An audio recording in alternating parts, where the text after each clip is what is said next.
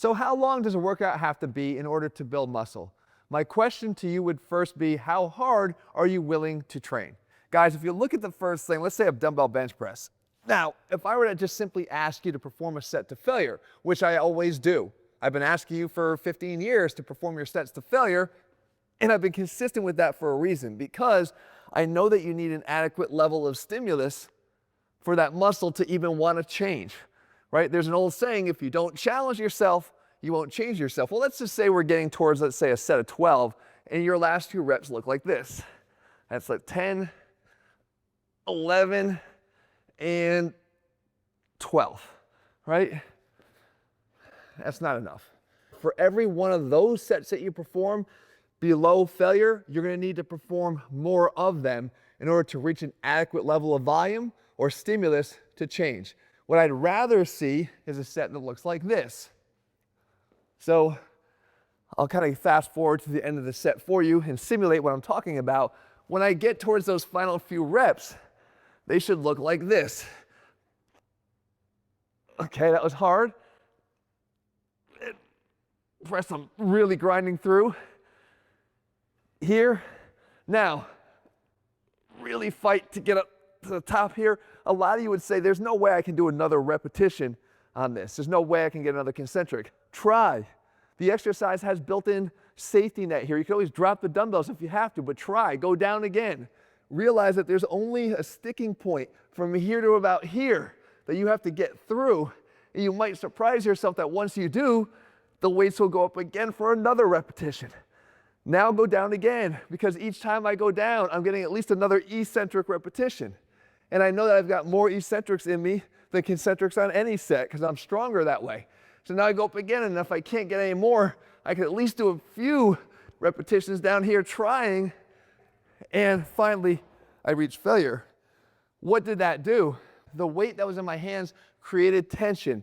The time that I was pushing in these elongated states, these more stretched positions of the pec, caused tension. There's no magic to lengthened partials. That's nonsense. That's not what that's about. It's a matter of accumulating total tension. And because you have two factors there, stretching a muscle, that's tension, and loading a muscle, that's tension, those are going to be more productive. So by giving myself a few additional eccentric repetitions, more tension, and by giving a few different partial repetitions, more tension, I can guarantee that you reach failure. And that's the key. I don't know, subjectively looking at you, how short of failure you actually were. You thought 1, I bet you it was 4. If you took Chris Bumstead's brain, or mine, with people that have experience training, and we put it in your head at the moment that you reached that first set that I showed you, and you said, yeah, I'm done, I guarantee Bumstead's pushing 4 or 5 more than that. And I'm likely pushing 3 or 4 because I'm no Bumstead, right? But the fact is, there's more in you.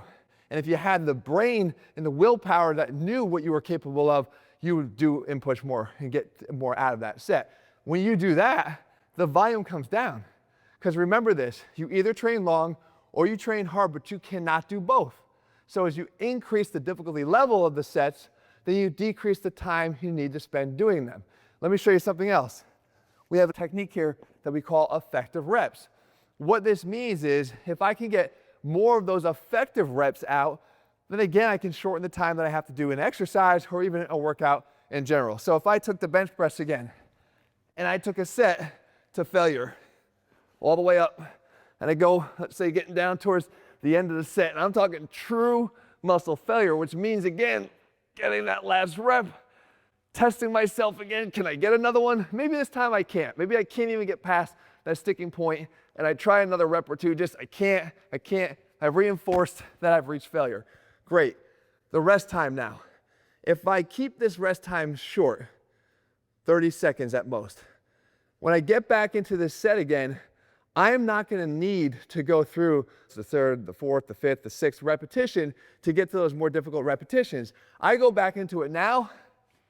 First rep out of the box, it's already difficult, right? These are the ones that feel like the ones that came at 9, 10, 11, and 12 on the last set. Now they're already feeling like that on reps 1, 2, and 3, and therefore these are those growth-inducing, end-of-set, high-intensity repetitions that cause that growth.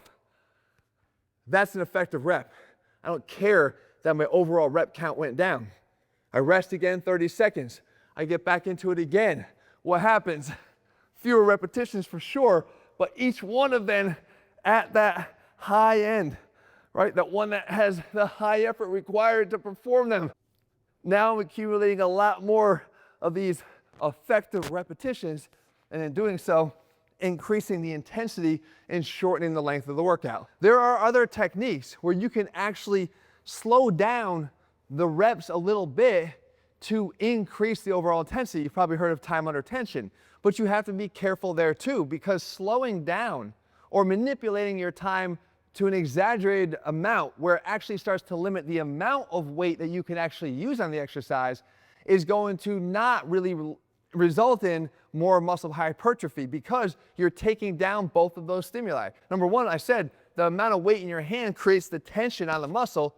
So if you get too light in order to accommodate whatever technique you're doing, then you're not going to build muscle.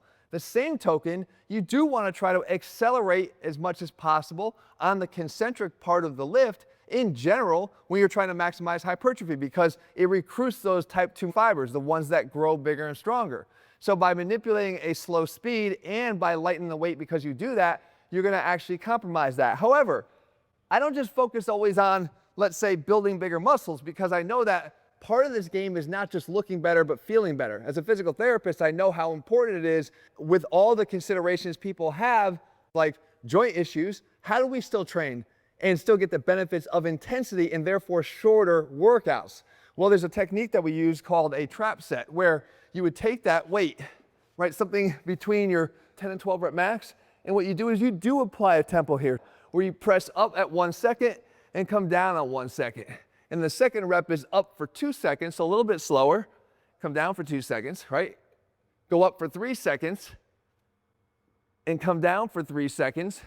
And then we're going to peak out at 4 seconds. So 1, 2, 3, 4, and come down 1, 2, 3, 4. Then you just reverse your way back down again, going to 4, 2, 3, 4, and down 2, 3, 4. Up in 3 and down in 3, right? Up in 2 and down in 2, and then faster at the end, up in 1 and down in 1. So what that's doing is it's still allowing us to experience the faster repetitions starting and ending that set, but we're grading that muscle recruitment, because people that do have injuries don't have necessarily the ability to do that safely. So when you allow that to grade up, you're able to have the protection of the joint in the process and still have a high intensity set. Again, even some of the slower repetitions, especially eccentrically, are providing more stimulus because that same weight is being applied over a longer period of time and spending more time in those high tension areas where they're more stretched. So the bottom line is that technique is perfect for somebody that has some issues, some joint issues or pains, where they can go a little bit more slowly, but not where they're sacrificing the weight so much in the process that they're actually completely eliminating the stimulus for growth. So there's different techniques for different people that will allow you to grow, but you gotta know which ones to use. But the intensity techniques ensure failure. And failure is going to be the only objective way to sort of level the playing field so that I know you're working out at a hard enough level of intensity. And when you do that, yes, the workouts can be short. The only way they're going to be short, though, is if you're bringing that effort. And it's what we've been preaching here forever. We don't bounce back and forth at ATHLEAN-X in terms of whether it's good or whether it's not good. We've always said if you train hard, you do not have to train long, because you can only do one of them. If you're going to train hard with intensity techniques like this, you're going to be able to train for a much shorter period of time. If you're looking, guys, we have programs that have incorporated this since the very beginning of time, all of them, with safety as one of the factors we look at always. As a physical therapist, you can find our programs, including our new ATHLEAN Express program coming this week over at ATHLEAN-X.com. All right, guys, I hope you found it helpful. Make sure you're doing something to increase the intensity of your workouts if you want to get more from them. All right, guys, see you soon.